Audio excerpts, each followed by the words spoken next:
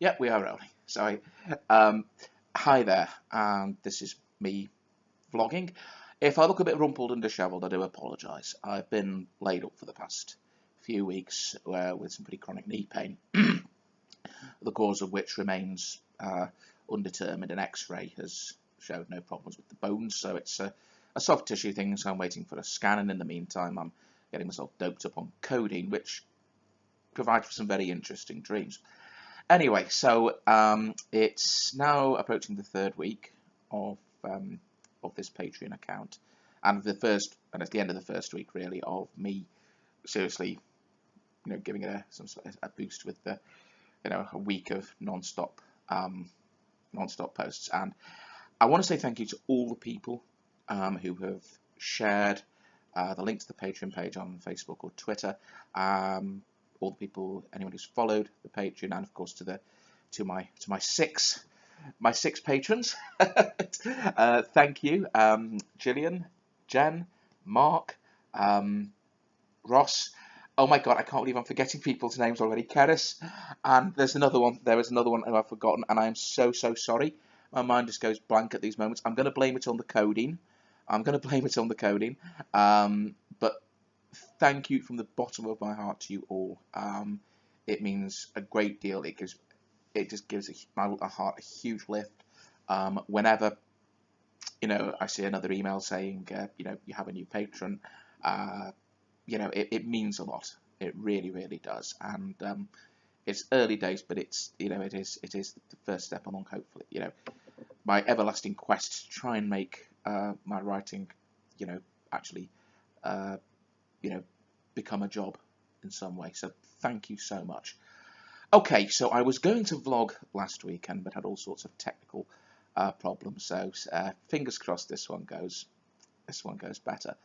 God, who is that sixth page? It's gonna be bothering me now for the rest of this. I do hope I remember the last patron before the end of this. It is not because it's not because I'm any less grateful, I should hasten to add, for your support. It's just my brain.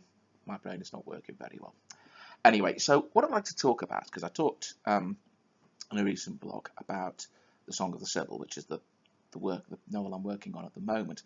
So what I want to talk about now is the book that I'm going to be working on next, which will mark the conclusion of something something I started writing in 2010, and that has been really gestating in my brain since 1993, which is the Black Road Quartet. Now, the Song of the Sibyl is of everything I've done, is the thing I have spent the longest amount of time working on. Like I said, the first draft of that started in 2009. So I've been writing the Song of the Sibyl on and off for a decade. But the Black Road has probably got the longest gestation period of me having an actual idea, and that idea actually finally getting turned into something something that got published. And this year will mark the conclusion of that project.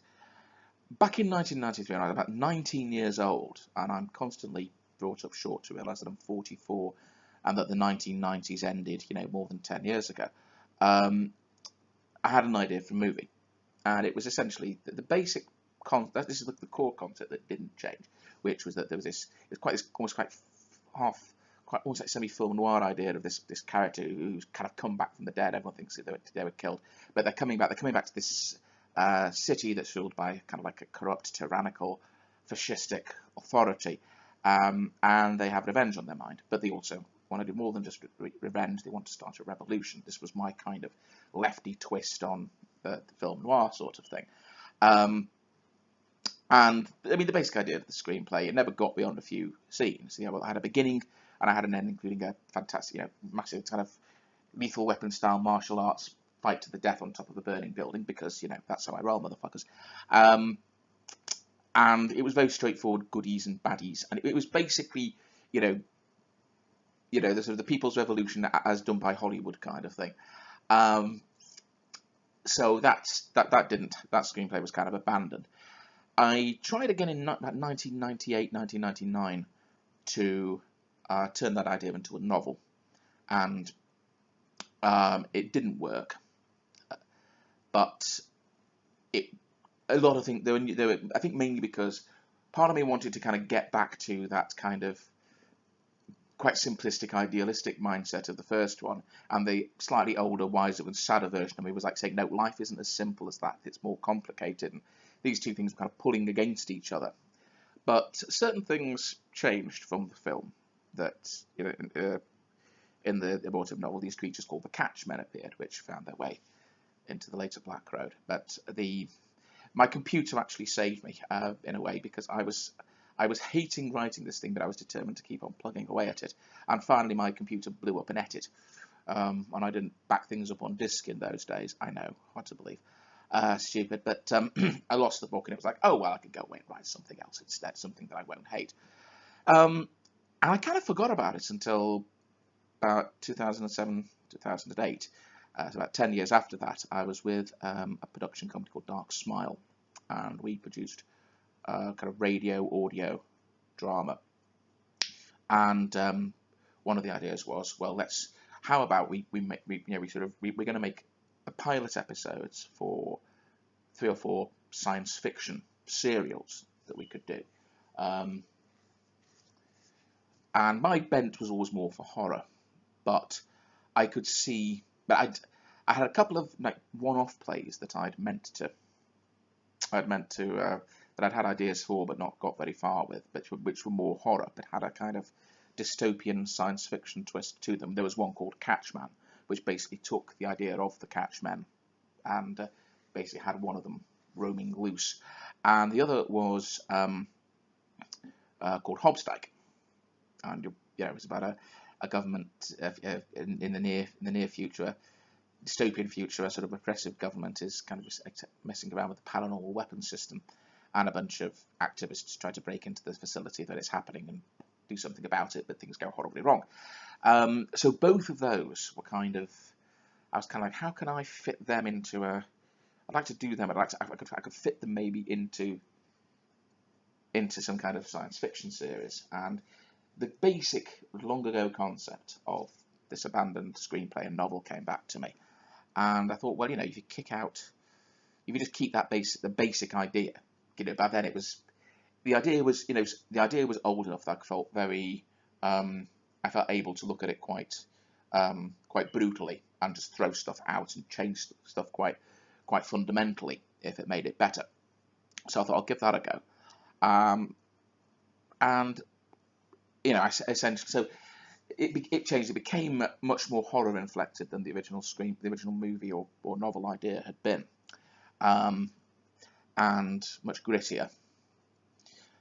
And one of the big influences, two of the big influences on the Black Road were the films The War Game, directed by Peter Watkins, and Threads, both of which are kind of after the bomb type stories. They take place in the aftermath of a nuclear attack, and are incredibly bleak and in your face about just how terrible the aftermath of something like that would be. If you've ever seen either of those films, they are absolutely terrifying.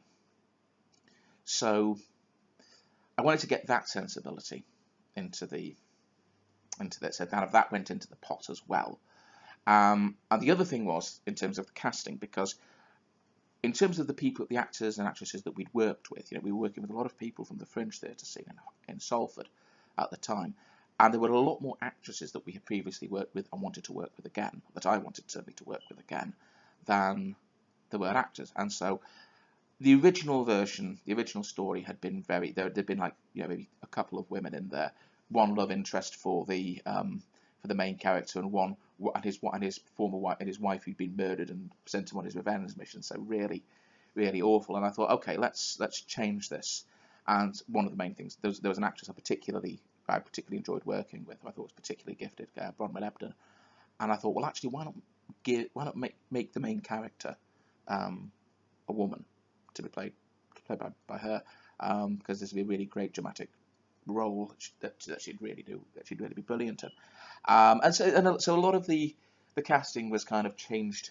So a lot of the characters kind of took shape partly from actors and actresses I knew on the scene, and So and of course the structure of it changed because it was now going to be the idea. The concept was to write it as a serial. It was going to be um, four groups of 3 episodes. So each episode would kind of work as a self-contained one, but link into an overall narrative. So that was about halfway it went, and I got a, I drew up a lot of characters, a lot of ideas kind of got thrown in there, but Dark Smile kind of fizzled out, and we never got around to making these.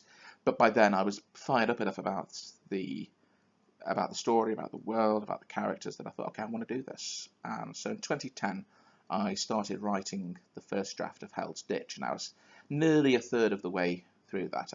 I was most of the way through part 1 of that novel when my grandmother died, and that hit me very hard. And I tried to struggle on writing Hell's Ditch, but it just wasn't happening. I needed to write something else, something that would kind of deal. Certainly, I realise now that that's what I needed. I needed to deal with, write about something that was more about grief and about loss. And I wrote The Faceless, which I thought. And I remember writing The Faceless and thinking, what's the theme of this? What's it about? It's about how Britain has changed. It's about the cost of war. Blah blah blah blah blah. And a friend of mine read it and said, it's about grief, isn't it? And I was like, yes, of course it was. How the hell did I miss that? So this is why you should never listen to writers when they talk about what their stuff's about. Maybe. So it was kind of derailed in the winter of 2010, and kind of beginning of 2012, I got back on the horse and wrote the rest of Hell's Ditch. I sort of had an agent at the time who didn't do very well. Sent the book out to about a couple of people and didn't hear anything for 18 months, that kind of thing. And so I shopped it around. I started looking for a new agent, and I started shopping the book around, and it finally found a home at Snowbooks, who basically said, "No, we love this.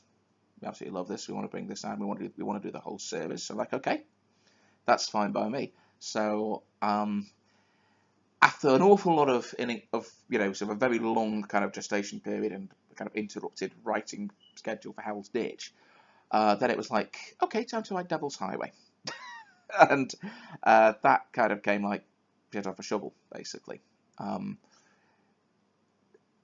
Hell's Ditch kind of is kind of the book that sets everything up, that kind of brings all these different characters like Helen and Danny and Jevadan and Alana into the story. And then Devil's Highway kind of actually lets rip by throwing everything that's been set up into this kind of quite cataclysmic clash. And I mean, I'm still enormously proud of that book. I think that's how Devil's Highway is. I don't think I've ever plotted so intricately and advanced before, because there was going to be so much going on, and it was going to have to jump between so many points of view. I had to kind of work it out in advance, and then it was just a case of letting rip, and it was almost like joining the dots, but in a very fun way. Wolf's Hill was slightly different, because that was kind of a change of gear. This was, I mean, the main worry I had with Wolf's Hill was that the 3 parts seemed quite separate and not very well connected. But it was about, they do connect up. They're all part of an overarching thing, and certainly the response I've had from readers seems to suggest that worked well. But it was about different kinds of conflicts and different kinds of division emerging between the good guys, as it were. And so you do kind of worry you always worry if you try and do something. You don't want to do the same thing in every book, and you always hope that you can keep changing things up and keeping them fresh. But of course, whenever you try, you do something new, there's the worry that it won't work, and people will hate it, and all the rest of it. But anyway, that's where we are right now, and it's now 2019, so it's been it's getting on for 4 years since the first Black Road book came out in December 2015, and a lot has happened in that time, and it's kind of strange to think that now I'm going to be starting in on Road's End, which will be the final novel in the Black Road series. And that's it's kind of strange because, I've lived with these characters for quite a while, and it will be strange to kind of like end it all, end the story. No, I'm not going to kill them all, not necessarily, probably not. No, I know what's going to happen. I know how the Black Road is going to end. I've had the final image of the series, of the novel, in my head throughout this whole business, even before I started writing Hell's Ditch. So it's kind of like working towards that. But this is the big one, because everything has been building towards this, and this is going to be the final confrontation between the rebels, led by Helen Damnation and her allies Alana Vale, Shepard Shoal, Danny Morwin, Wakefield, Flaps and company, and on the other hand the Reapers under Tereus Winterbourne and Dr. Mordache. So there's an awful lot of stuff that has to kind of be paid off. There's an awful lot of things that have to be tied up. And it's all got to be concluded. You're going to try and find a way to conclude it that isn't totally predictable, but at the same time will, be satisfying, and, you just want to do it right. So I'm a little scared going into this, but at the same time excited. And it's going to be great. It's going to be great to have completed this. It's going to be great to be able to look back and see all 4 of the books and the whole thing, the whole structure, the whole edifice completed. But it's also going to be kind of weird, but it'll be done. So anyway, that's where things are at the moment. I mean, I'm not quite sure what else to say. I mean, I have kind of done this all assuming that anyone watching this will have actually read the Black Road books. If you've not, quick recap then. It's set in the UK in what's left of Britain 20 years after a nuclear attack, and Britain is ruled by a sort of fascistic regime called the Reapers, and a woman called Helen Damnation, that's a sort of nom de guerre, who everyone has assumed is dead, has come back from the dead, and is starting a rebellion against the Reapers, in particular against Tereus Winterbourne, who's the head of the Reapers in a particular part of Britain, in what was northwest England, where I live, and who she has a special kind of grudge against, and she gathers various allies to help destroy him. Meanwhile, Winterbourne is aiming to run the entire country, to become the supreme kind of commander of the Reapers, and to that end he's been tried to create a sort of paranormal weapons system, Project Tinderloss, and that has kind of its own story, its own connections, its own things going on with that as well, that throw a quite a very big supernatural element into the mix. And so Helen's gathered various allies, former rebels like her old friend Alana Vale, and a former mentor Darrow, and a young rebel. These younger sort of idealistic types like newbies, if you like Flaps and Danny Morwin, and the sort of the tribals who live in the radioactive wastelands and who are kind of semi-feral. Among them Wakefield, who I love. She's one of my favourite characters. And of course, there was also one other character, which is Shepard Shoal, who I will admit I wrote him into the original radio series. He was going to be a part for me. He's supposed to be like a 6'6" tall, muscular killing machine, but this was for radio, so I could have got away with that. Jevadan is a Grendel wolf. These were sort of genetically altered or adjusted warriors created by the Reapers from a pre-war kind of black project. The idea being that they would be virtually unstoppable kind of killing machines. Jevadan himself was a peace campaigner who was kind of interned by the government in the run-up to the nuclear attack and ended up being used as a guinea pig. So the supreme irony really is you have somebody who hates violence, but who's been made into something that's kind of designed to inflict it. And when he kind of goes into combat, he triggers the Fury, which is kind of what's called the boost function, and that actually creates an adrenaline rush, which means you almost want to wreak violence and destruction. So he's he's a complex and quite sardonic individual who I'm very fond of, and a lot of people seem to have liked him. So anyway, these are the characters of the Black Road. They have in Hell's Ditch we saw Helen begin a new rebellion. In Devil's Highway we saw Winterborne try to crush that rebellion in an all-out assault. In Wolf's Hill we've seen kind of the moves and counter moves as the rebels and the Reapers try to outmaneuver one another and prepare themselves, for a final battle, with Winterborne using various kind of psychological warfare to try and undermine the rebels and build his own kind of alliances among the commanders to aim for the top job. And now, with Road's End, these things are all moving towards a climax. There's going to be a conference in Manchester, Winterborne's kind of home turf, to discuss the unification of the country under his control. And the rebels are preparing to launch a final strike at that conference. Meanwhile, the various supernatural elements are coming into play, and really it's going to be all to play for, with potentially apocalyptic consequences if it goes wrong. So that is what we're looking at for Road's End. I've enjoyed travelling the Black Road. I hope those of you who've read the books have enjoyed it as well. And I hope you're looking forward to joining me on the last stage of that journey. Okay, so that's really all I've got to say. I still cannot, for the life of me, remember the name of that last patron. It is driving me actually buggy. Keres, Mark, Gillian, Jenny. It's just ridiculous, isn't it? Ross.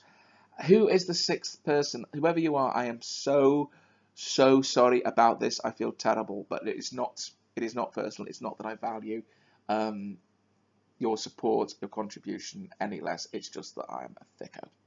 All right, so thank you all for listening to a fat middle-aged man ramble on for 20 odd minutes, and enjoy the rest of your weekend.